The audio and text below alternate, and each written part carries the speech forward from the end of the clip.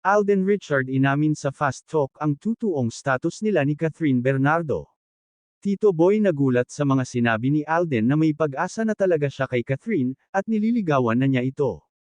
Hindi akalain ni Tito Boy na aaminin ni Alden ito sa kanya, kaya laking gulat lahat ng naroon sa show lalo na si Tito Boy. Kung gusto mo malaman ang pangyayari panoorin mo ng buo ito. Just getting better. Let's go! Kita namin si Alden kasama mo dyan. Is he your lucky charm? Yeah, very supportive. Of course. Richard, noon, ngayon. Ngayon, Masaya, malaya. malaya. Pulang araw, pulang lips. Pulang araw. Guwapo, romantiko. Romantiko. Mahal mo, mahal ka. Mahal ko. Magkapera, magka-girlfriend.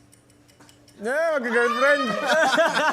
More time for dates o more time for gaming? More time for dates. Kung ililipat mo ang iyong dimples, saan? Sa noo. Hindi, joke lang. Sa kabila, sa kabila. Kung pupunta ka sa past, anong dekada? 2008. Kung invisible ka, sinong mamanmanan mo? Secret po. Sige na. Oo, payag ako doon. Kung may, ako nung sasabi, secret na. Kung may mag-text sa'yo ng pwede pa utang, anong isasagot mo? Kailan bayad? Ideal place for dates. Somewhere private. Ideal age to get married.